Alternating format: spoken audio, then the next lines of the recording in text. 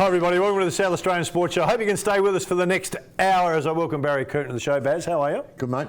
Thank you. Plenty coming up on the show, Baz. We've got golf, netball, Southern Footy League, motor racing. We got the Norwood talent identification guy coming in to talk about how things have changed on the peninsula from Port to Norwood. So there's a fair bit packed up on the show. There is. Busy week last week. What grabbed your attention most in last week? What grabbed my attention, I think, Phil, would be, and we spoke a little bit off camera about it, was all the booing and carrying on going on. What do you make about it? Both with umpires and look, I think the umps need to get a bit of, get a life a little bit here because they've been copping it for 100 years. And I think that's part of the landscape. As long as you don't get really personal, you can go and barrack your head off. What has got my attention is the booing of the Australian... Ablett, talk about Ablett. He's getting booed all the time. Booed, which I can't believe that's happening. Nor can I. But the big one that got me, mate, and I know Steve Smith and Warner are copping their share in the World Cup, was Kevin Durant. Yeah, now you're a basketball man, mate. I watched Golden State. I was disgraced by the behaviour of the fans in that Durant snaps his. For those that didn't see it, Kevin Durant plays with Golden State, playing against the Raptors in their home, the Raptors' home court. Snaps his Achilles, and the crowd is cheering that he's snapped his Achilles. I just think that was disgraceful. Then the Raptors players then said, "Hey, we don't want any of that." So they're going to their own fans saying, that's not what we want to be about. And I reckon on the back of that, we saw Coley this week telling the fans to back off of Steve Smith. So I reckon once the players start to step in and say, we're crossing the line, I reckon you're way over the line. Not a little bit, way over. So I think what's happened over the time, and we're more sensitive now, social media's done that to us. I agree with you.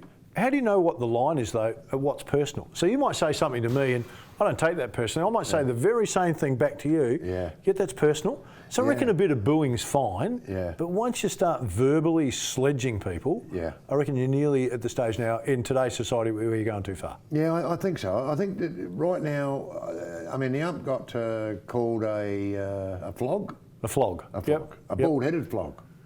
Well, you and I would take that personally for sure. Yeah, I'd take that very personally. Yeah, no. But, Geez, if that was the worst we've been called in our career, wouldn't we be happy with that? That's what I'm saying about, mate, just, get be so sensitive. Yeah, that's right. Yeah. The other thing with Durant, with Steve Smith, I applaud Coley for that. Absolutely, and he's always been the villain. Well, he has. So I think people have gone, gee whiz, but it shows his respect for Steve Smith, doesn't it? Exactly does. And as it shows the players. Yes. In general. Yes. Because it's not just Steve Smith.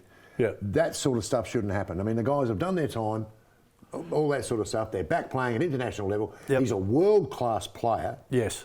Kevin Durant. Well, and that's what I'm saying. World-class player. So, give it, and Are you the same though? You're around the fellas at Power. I'm around lots of different players and from different clubs, and they're all saying that they are so sick of Ablett being booed. They just find it distasteful. Well, it is distasteful. And you go, gee whiz. It's just gone too far. Because most of the players wouldn't mind if you were riding a player. They actually wouldn't mind that. I think, in fairness, the fans genuinely think that they're helping, but they're actually not. They're not helping. The players are uncomfortable with what they're doing. So it's actually the opposite. Well, it's funny because quick, we're getting the wind up. And we have to get over to Bridget for the news very quickly. Well, one of the fans was asked why he was booing. Yes. Why are you booing? And he said, well, I think he's a bit of a knob. What is that? But anyway. Yeah, he's a doorknob. Anyway, we need to get over to Bridget for the news. Bridget, what have you got for us? Thanks, boys. I'm Bridget, back with this week's sporting news. In Sandford, Port Adelaide saw the long-awaited returns of both Charlie Dixon and Ollie Wines in their game over the weekend. Led by the two stars, the Power stormed home by 20 points at Alberton. Dixon kicked 5 and Wines racked up 32 disposals, both showing promising signs for an AFL return. Next, the Power will face the Dockers in an important clash at Optus Stadium. Meanwhile, the Crows will enjoy their well-deserved bye round. And South Aussie-born Izzy Bat Doyle placed 3rd in the NCAA Outdoor Championships in Texas. Izzy, who now represents Washington State University, celebrated with family after competing in the 10,000 metres. Congratulations to Izzy on the amazing performance, which is her last collegiate race for Washington. In netball, the Adelaide Thunderbirds have gone down in a thriller, falling to the Sunshine Coast Lightning in Darwin. The Thunderbirds took it to the reigning premiers with a strong attack, but couldn't get over the line. Despite the loss, the Thunderbirds nabbed 2 bonus points after scoring more goals in the second and fourth quarters. The T-Birds will hope to travel to WA and scrape a win against the West Coast Fever tomorrow. To soccer now, and Adelaide United midfielders Vince Leah and Lachlan Brooke have signed contract extensions with the team.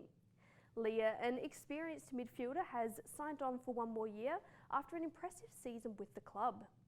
And Brooke, only 18 years old, has signed on for another 2 years, spending most of his time in the club's youth team. The 2019 Bowls Australia Open is at the pointy end, with the knockout rounds officially underway. All the SA women were knocked out in the singles. Meanwhile, 2 Aussie men remain in their respective tournaments. Wayne Rudiger of Grange and Nathan Peterson of Somerton will battle it out in the quarterfinals in Queensland. Adelaide Adrenaline have once again fallen to the Melbourne Ice, dropping the game by 2 goals in a low-scoring affair. Jamie Holland got the only goal for Adrenaline in his first game of the season. Adrenaline will be back at home after the All-Star break to take on the Sydney Ice Dogs. The Hockey State Zone Championships were underway over the weekend, where SA's Rising Stars came out to play. City East under-18 boys played a thriller against Mid-North, with Sam Norton taking out player of the final. Sammy Lykos of City West took out the under-18 girls player of the finals after her team defeated City East in the championship match. Congratulations to the Adelaide, Riverland Barossa and the Adelaide Uni hockey clubs.